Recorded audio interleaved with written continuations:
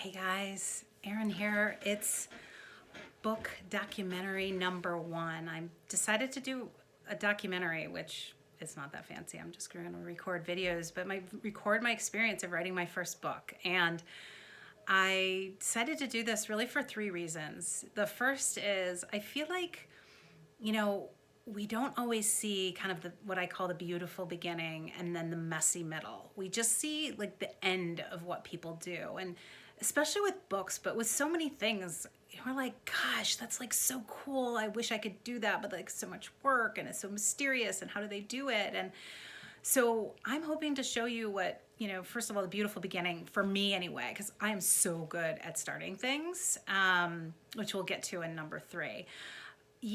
And I know what's going to be the messiest, which is the middle, when you get tired and you get worn out and you get frustrated and you have to go through things. And so I figured if I can share sort of my journey and my messy middle, especially with all of you, hopefully it will encourage you to go through this process as well. I read something the other day that 81% of the people in America want to write a book, and less than 1% do. So here it goes. Like, here's the process. So I'll talk through that. Number 2, I want your feedback.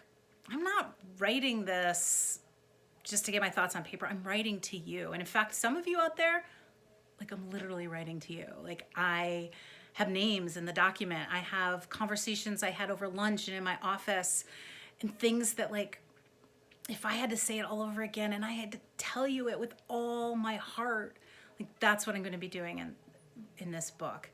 And number 3, here's my selfish reason, like, to hold me accountable. Because like I said, like, I am an idea person. I am a creator. I am super good at starting things, especially when it's like nebulous and you don't know what you're doing. I'm not so good about finishing. And in fact, I was recording podcasts with Nicole yesterday, and I said to her, I'm like, thank God we're doing this together, because we're at almost 50 episodes. And if I didn't have her, I don't know if I would have kept going. And so this is how I'm going to keep going. I am going to share these, and I'm going to have you keep me accountable, and I'm going to not finish it, because I'm going to share my journey with the world.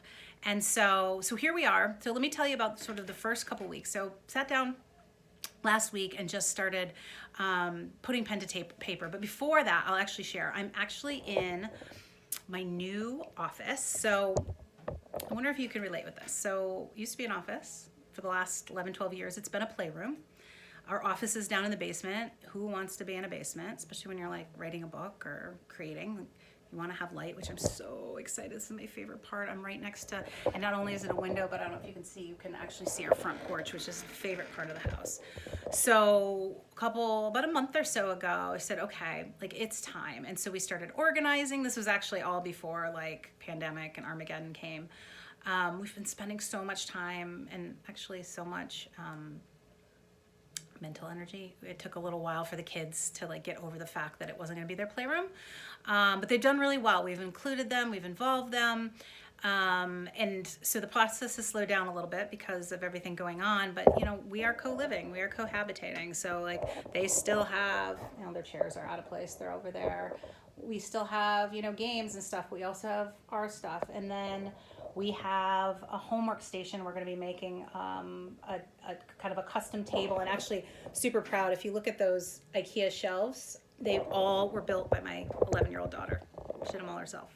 So you know what? Screw all this other stuff she has to learn at home. Like, if there's one thing that comes out of like homeschooling, how to put together IKEA stuff, I think is pretty damn valuable. So one, I got the space set. Even though it's not perfect, I actually am really enjoying. Like, the other day, I think it was like on Saturday, I was working on some of my outline, and the kids were sitting at their art table and they were working on their stuff, and there was something beautiful about that. I mean, every once in a while it gets tough because they demand your attention. But so did that. I also invested in a course. So I'm part of a group, and they have a 2-day sort of mastermind course, which they did online. They did a phenomenal job last Thursday and Friday. So I sat right in here from 10 till 6, doing a virtual course with about 30 other people that was all about sort of outlining your book. And, it's like with anything else, like, you learn so much, but there's like 2 or 3 things that are like, and I learned a couple of things that I think are going to make all the difference in the world as I start to put this book together, as I think about how to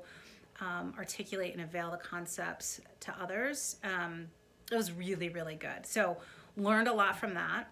This week, I am kind of interviewing or doing sort of free strategy sessions with 3 different self-publishing book companies. So, you know, there's really so much opportunity out there. It's not just your traditional, like, either you pitch a book and you pitch and pitch and pitch and hope that a major company picks it up, or you completely do it on your own. There's like a whole gamut of services. So I'm shopping this week. I'm starting to shop, starting to look at that process, see what their packages are, see where there's a good fit, good partnership, find a good editor that I can partner with and make sure my authentic voice comes through. But like, look, like I was a math major, like I wasn't a writer, so I need help. So that's the plan for this week, is starting to think about who I'm going to partner with, where I'm going to invest to help to publish this thing.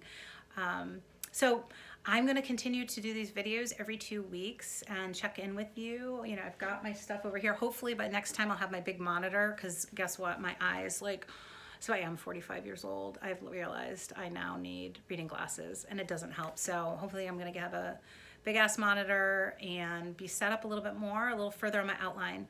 And I also hope to get your input. So as they post these videos, like, please give me feedback. I'm gonna ask some questions. Like, I truly want your feedback. And most importantly, I'm really excited that, you know, look, I want this to be a successful book, but at the end of the day, I know I'm gonna have a book that's gonna be so special to me.